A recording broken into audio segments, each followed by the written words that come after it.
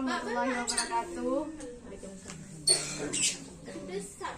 Di sini kami akan memberikan edukasi terkait kebersihan air itu sangat penting bagi kesehatan. Yang pertama, definisi air sendiri. Air dipergunakan untuk keperluan sehari-hari kan Bu, kayak mandi, cuci piring dan lain-lain. Nah kayak gitu.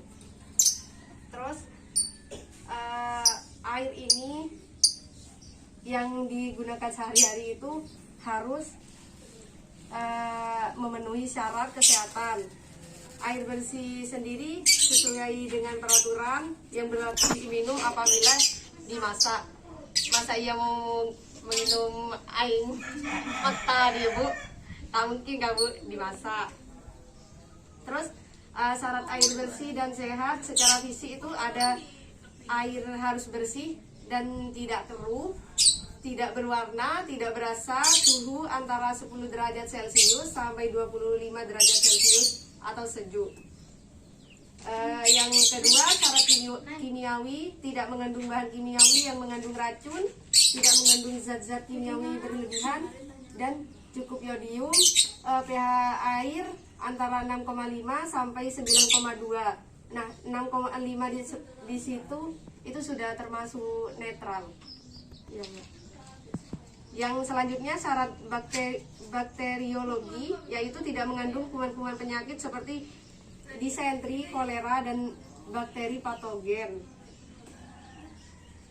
Yang selanjutnya, sumber air bersih ada 3 lokasi, yaitu ada di angkasa atau atmosfer, yang kedua ada di atas permukaan tanah, yang ketiga ada di bawah permukaan tanah.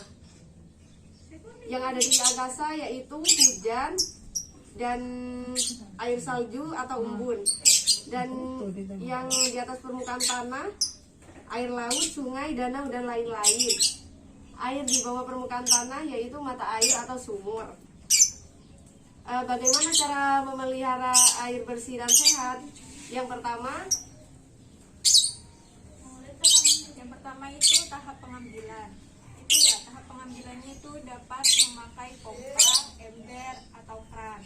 Nah, yang kedua itu tahap pengangkutan air, yang menggunakan wadah yang tertutup agar dalam perjalanan udara tidak tumpah. Nah, yang ketiga itu tahap penyimpanan air. Air itu disimpan di tempat yang bersih, lebih tinggi dari lantai dan jauh dari tempat sampah. Wadah yang digunakan untuk menyimpan itu harus dibersihkan dan dibersihkan secara teratur. Yang keempat itu tahap pemasakan, menggunakan tempat yang tidak mudah berkarat dan masuk sampai hingga mendidih. Yang kelima itu tahap penyimpanan air. Tahap air yang sudah masak harus selalu ditutup agar tidak mudah menyerap debu. Yang keenam itu tahap penyajian.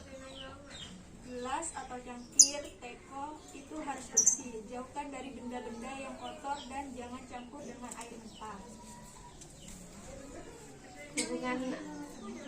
Hubungan air dan penyakit, yaitu sumber pencemaran atau infeksi dapat terkontaminasi dengan air, tangan, bakteri, dan tanah.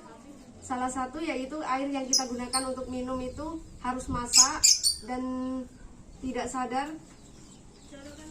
kita bisa menyebabkan penyakit atau penderita baru, di mana penyakit ini dapat menyebabkan penderita meninggal atau sembuh kembali. Mekanisme penularan penyakit yang pertama yaitu waterborne mekanisme, yaitu penularan terjadi karena masuknya kuman melalui mulut atau oral atau saluran pernapasan. Contoh antara lain yaitu kolera, tipes, hepatitis, viral, disentri, basiler, dan poliomyelitis.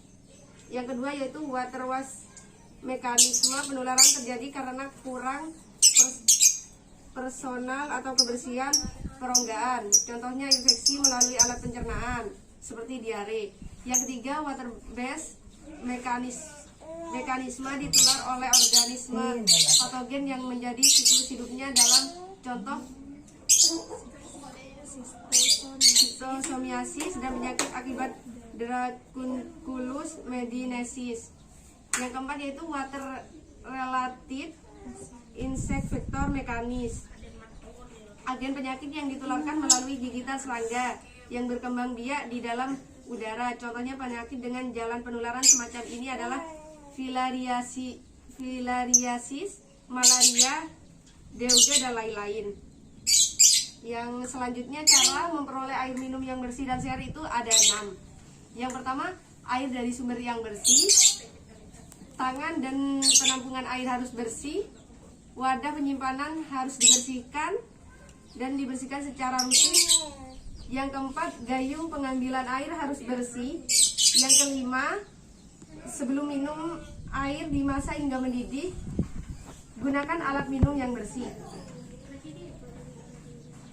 Yang terakhir, cara menyimpan air minum. Yang pertama yaitu simpan air minum di tempat tertutup, rapat, dan terpisah dari persediaan air lainnya. Yang kedua, bersihkan tempat air minum sedikitnya seminggu sekali. Yang ketiga, tuangkan air dari wadahnya ke dalam cangkir, jangan ambil langsung dengan cangkir. Terus yang keempat, jangan sekali-kali memasukkan tangan ke dalam penyimpanan air minum. Sekian, terima kasih dari kami. Mungkin ibu ada yang mau bertanya?